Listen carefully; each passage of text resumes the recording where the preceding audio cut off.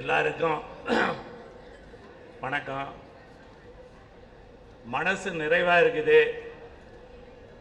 இப்போவே ஓட்டு சீட்டு கொடுத்தாங்கன்னா நான் ஓட்டு போட்டு போயிடுவேன். போடாமலேயே வெற்றி தான்.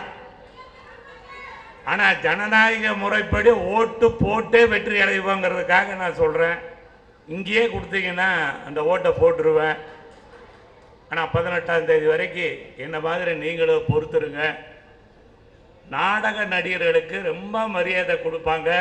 அப்படிங்கிறதுல மனப்பூர்வமாக முழுப்பூர்வமாக நம்பிக்கை வந்ததுக்கப்புறம்தான் இந்த ஒரு மாத காலமாகவும் நானும் இவங்களோட சேர்ந்து இந்த அணியில் வேலை செஞ்சுட்டு இருக்கிறேன். பாண்டவர் அணியில் நான் டைரக்டராக வந்தது உண்மை, நடிக்கிறதுக்காக வரல.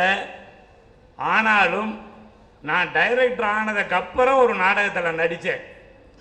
ஏன்னா என்னைக்கு நம்ம சினிமாக்குள்ளார பூந்தமோ, சினிமாவில் டைரக்டர் ஆனமோ, ஆனால் ஒரு நாடகம் நடத்தி இருக்கிறோம், ஆனால் நடிக்காமல் ஒரு டைரக்டர் ஆனது தப்பு, நடிகர்கிட்ட வேலை வாங்குறது தவறுன்னு நான் நாடகத்திலேயே நடிக்க தூண்டுனது இந்த நடிகர் சங்கம். அந்த சங்கத்தில் இவ்வளவெல்லாம் நடக்குதுங்கிறது எல்லாத்துக்கும் தெரியும். என்னென்ன அராஜகம் நடக்குது, என்னென்ன நடக்குதுங்கிறது எல்லாத்துக்கும் தெரியும். ஆனால் யாருனாலும் எதிர்த்து கேட்கவும் முடியல. கேட்டவங்களையெல்லாம் தட்டி கழிச்சாங்க. இது நான் நிறைய தடவை பார்த்துருக்கேன். எனக்கு தெரிஞ்ச அந்த நடிகர் சங்கத்தில் தண்ணி அடிக்கிறத பார்த்துருக்குறேன், சீட்டாடுறத பார்த்துருக்குறேன். அதெல்லாம் வேணும்னா அங்கே ஓட்டு போடுங்கன்னு கூட நான் சொல்லி பார்த்துட்டேன்.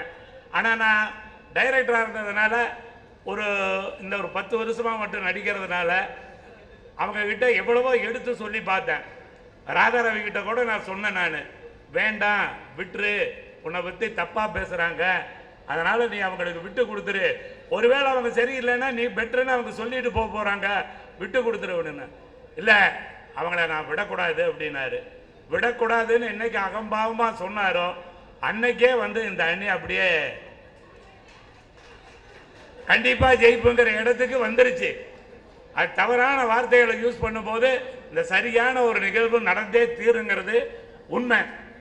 இப்போ நாடக நடிகர்கள் முந்தானே ஒருத்தர் எனக்கு சொன்னார், அவர் நடிகர் ராதாரவி கிட்ட உதவி வாங்கினவர். நீ உதவி வாங்கிக்கோ, என்ன வேணாலும் வாங்கிக்கோ, ஆனால் நீ ஓட்டை மட்டும் இந்த பாண்டவர் அணிக்கு போடுன்னு சொன்னேன். அவரை பொறுத்தளவில் அவருடைய விஷயத்தை அவர் பதிவு பண்ணார். என்னமா பதிவு பண்ணாருன்னா,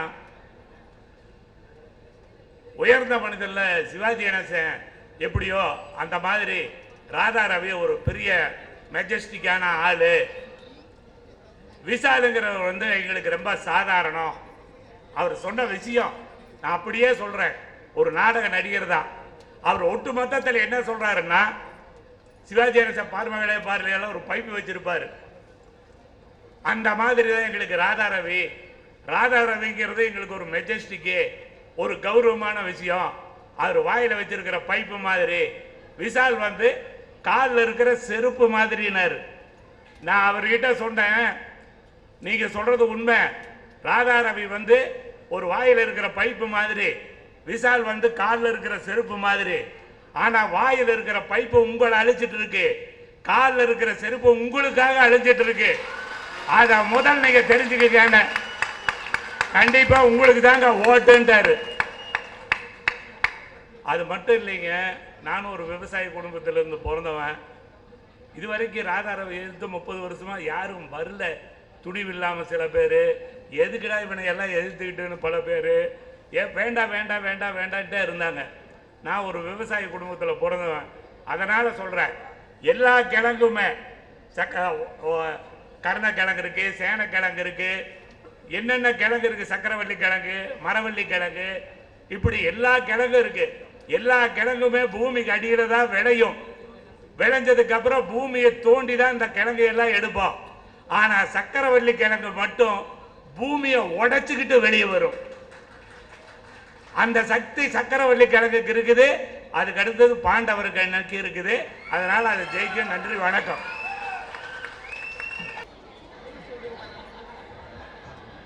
எல்லோருக்கும் வணக்கம்.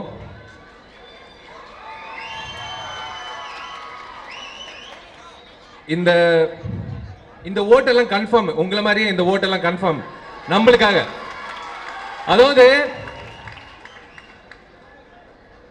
இந்த இளம் தலைமுறை எப்ப பார்த்தாலும் விஷால் வந்து இளம் தலைமுறை இந்த 5 பேர் தான் எப்பவுமே நிக்கிறான், 5 பேர் தான் நிக்கிறாங்க, எந்த பேட்டி இருந்தாலும் 5 பேர் தான் நிக்கிறாங்க, இவங்க பின்னாடி யாரெல்லாம் இருக்காங்க அப்படின்னு நிறைய முறை கேட்கும்போது வாயை மூடிட்டு வேலையை மட்டும் செஞ்சோம்.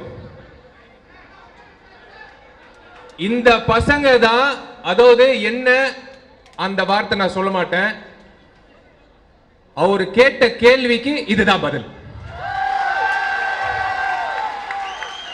அத்தனை பேரோட ஒரே உணர்வு, இது ஒரு குடும்பம், அத்தனை பேரோட ஒரே உணர்வு, யாருக்குமே கருத்து வேறுபாடு இல்ல. அத்தனை பேர் நினைச்சது ஒரே விஷயம், உங்களுக்காக பாடுபடணும். அவங்க குடும்பம் நல்லா இருக்கணும்னு நினைக்கல, உங்க குடும்பமும் சேர்ந்து நல்லா இருக்கணும்னு நினைச்ச இந்த கும்பல். இதுதான் இந்த இளம் தலைமுறை.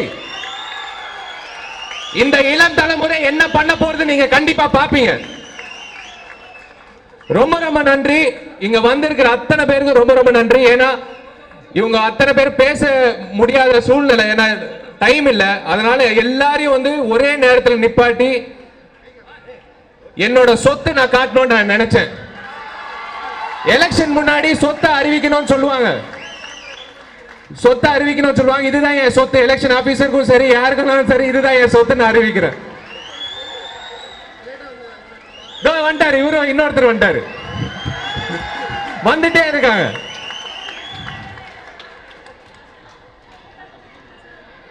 எல்லாருக்கும் வணக்கம். எல்லாரும் ஒரு விஷயத்த ரொம்ப குறிப்பா சொன்னாங்க, இளைஞர்கள் வந்துட்டாங்க இளைஞர்கள் வந்துட்டாங்கன்னு. ஆனா இளைஞர்கள் வரணும்னா அதுக்கு முக்கியமான சப்போர்ட் பெரியவர்கள் எங்க பின்னாடி இருக்காங்க. அது ஒண்ணுதான். நாங்க பெரியவர்களை எதிர்த்து வரல, பெரியவர்களோட சப்போர்ட்டோட வந்திருக்கோம். அதான் உண்மை. விஷால் சொன்னாரு என் சொத்துன்னு, இது சொத்து கிடையாது, சொந்தம். எப்பவுமே உங்க கூடயே இருக்கிற சொந்தம். 2013 ஒரு சின்ன கேள்வியா ஆரம்பிச்ச ஒரு விஷயம் ஒரு ஒரு ஒரு இந்த அளவுக்கு ஒரு எலெக்ஷன் அளவுக்கு வரும்னு நாங்க எதிர்பார்க்கல. நாங்க வந்து அது வேணும்னு நினைக்கல, நாங்க அது அப்படி ஆயிடுச்சு. ஒரு நியாயமான விஷயத்தை கேட்கணும்னு நினைச்சு வந்தோம், அது வந்து வேற ஒரு ரூபத்தை கொடுத்துருச்சு. இது அதுவா நடந்த ஒரு விஷயம். நான் ஒன்றும் இல்லை, நான் போய் கேட்டோம் கேள்வியை, என்னப்பா இப்படிலாம் பண்ணுறீங்க அப்படின்னு கேட்டாங்க.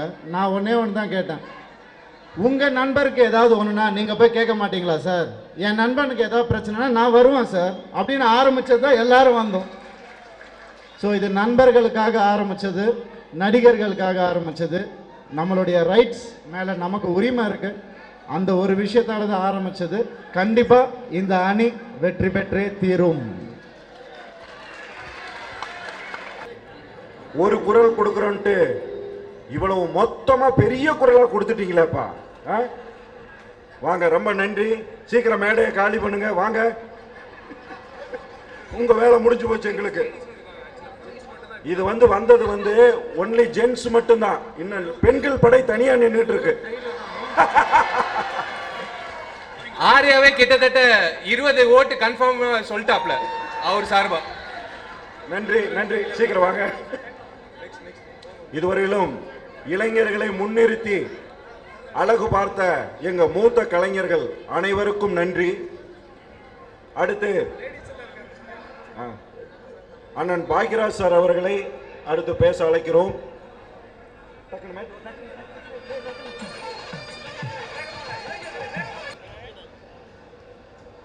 அனைத்து பிரமுகர்களுக்கும், மேடைக்கு முன்னால் உட்கார்ந்திருக்க அனைத்து பிரமுகர்களுக்கும் எல்லாத்துக்கும் என்னுடைய பணிவான வணக்கத்தை தெரிவிச்சுக்கிறேன். பாண்டவர் அன்னைக்கு வாழ்த்துக்களையும் முதலே அட்வான்ஸாக தெரிவிச்சுக்கிறேன். நான் இங்கே பேசணும்னு வரல, வேடிக்கை பார்க்கணுன்னு தான் வந்தேன். என்ன சொல்கிறாங்க இந்த இளைஞர் எல்லாம் என்ன பேச போகுது என்ன அதெல்லாம் தெரிஞ்சுட்டு போகலாம் அப்படின்னு தான் வந்தேன்.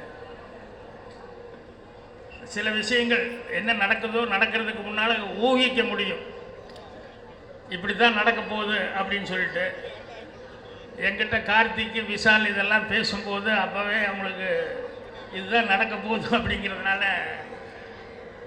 என்னை விட்டுருங்களேன், உங்களுக்கெல்லாம் சோன் இருக்காப்புல, சாந்தனு அவங்க எல்லாம் இருக்காங்க, சரணியா இருக்காங்க.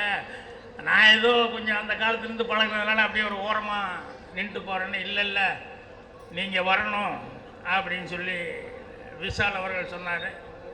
அதே மாதிரி சாந்தனும் வந்து இல்லை நான் போயிட்டு நீங்கள் இல்லைன்னா அது என்ன எனக்கு புரியலையே அப்படின்னு சொல்லிட்டு சாந்தனமும் சண்டை போட்டாப்புல. சரிப்பா வர்றேன் அப்படின்னு. என்னென்னா இது வந்து நடிகர்களுக்குள்ள யார் அந்த பதவிக்கு வர்றோங்கிறத விட நடிகர்களுக்காக யார் உண்மையிலேயே ஏதாவது பண்ண போகிறாங்க அப்படிங்கிறது தான் இந்த தேர்தலாக இருக்கணும். அதுதான் ரொம்ப நமக்கு தேவையான ஒன்று. சிவாஜி சார் முழிக்கிறார், என்ன சொல்கிறீங்க? இல்லை சார் உங்கள் ஓட்டு போட்டுட்டாங்க, அட்ரஸ் எல்லாம் கரெக்டாக இருக்குது பாருங்கண்ணே. என்னென்னா சிவாஜி கணேசங்கிறது இல்லாமல் விசி கணேசன் அப்படின்னு இருந்ததுனால யாரோ ஒருத்தன் வந்து விசி கணேசன் நான் தான் கையெழுத்து போட்டு போயிட்டா விட்டாங்க. அப்புறம் போயிட்டு பேசாமல் திரும்பி வந்துட்டார். நான் வந்து இதை சொல்லும்போது நம்பலை, இது ஏதோ சும்மா ஜோக்காக சொல்கிறாங்க, இப்படியெல்லாம் நடக்காது, சான்ஸ் இல்லை அப்படின்னேன். அதுக்கப்புறம் எனக்கே இது நடந்தது. என்னென்னா நடிகர் சங்க தேர்தலுக்கு நான் புறப்படும் போது சார் நீங்கள் புறப்படாதீங்க அப்படின்னாங்க. என்னென்னா உங்கள் ஓட்டை ஆல்ரெடி போட்டாங்க அப்படின்னாங்க. ஸோ எனக்கு என்ன பண்ணன்னு தெரியல. இதை வந்து நான் வந்து சரி அங்கே போய் ஒரு மாதிரி எல்லாத்துக்கு முன்னால் போய் நம்ம நின்று ஒரு மாதிரி ஆயிட வேண்டாம் அப்படின்னு சொல்லிட்டு என்னென்னா யாருக்கு போட்டாங்க என்னங்கிறது அல்ல, தப்பு நடக்கிறது இப்படிலாம் தப்பு நடக்கிற மாதிரி இருந்தது அப்படின்னு சொல்லி சொன்னோம்னா மனசுக்கு ரொம்ப கஷ்டமாக இருக்குது. ஏன்னா இந்த நடிகர் சங்கம் அப்படிங்கிறதே வந்து இந்த நாடக நடிகர்கள் அவங்க ஏன்னா நடிப்புக்கு சான்ஸ் கிடைச்சவங்க எல்லாம் நல்லா வந்துடலாம், அதெல்லாம் வாய்ப்பு வந்தவங்கெல்லாம் அது ஒரு லக்கு, எல்லோரும் ஏதோ ஒரு விதத்தில் சேஃப்டி ஆகிடுறான். ஆனால் இந்த நாடக நடிகர்களுக்கு வந்து சேஃப்டிங்கிறது என்ன, இந்த சங்கத்தை விட்டால் வேறு எந்த சேஃப்டியுமே கிடையாது. அப்படி இருக்கும்போது இந்த சங்கம் வந்து கரெக்டாக செயல்பட்டால் தான் உங்கள் எல்லாத்துக்குமே ஒரு உத்தரவாதமாக இருக்க முடியும். அதனால் இன்றைக்கி இவ்வளோ பேர் இன்றைக்கி எல்லாம் விஷாலுக்காகவும் நாசருக்காகவும் கருணாசு இவங்க கார்த்தி எல்லாம் வந்து பொன்மனன்லேருந்து எல்லாரும் அவங்களுக்காக இவ்வளோ யங்ஸ்டர்ஸ் இவ்வளோ பேர் இளைஞர்கள் பூரா பட்டாளமாக வந்திருக்காங்க அப்படின்னு சொன்னாலே அவங்களுக்காக அல்ல, நாடக நடிகர்களுக்கு நல்லது நடக்கணும், இவங்க தலைமையில் நடிகர் சங்கத்தில் நடக்கணும் அப்படிங்கிற மாதிரி அவங்களுடைய எதிர்பார்ப்பு தெரியுது. அதனால் நிச்சயமாக இந்த அணி வெற்றி பெறும் அப்படிங்கிற நம்பிக்கை எனக்கு இருக்குது. அவங்களுக்கு அட்வான்ஸாக என்னுடைய வாழ்த்துக்களை தெரிவிச்சுக்கிறேன். நன்றி.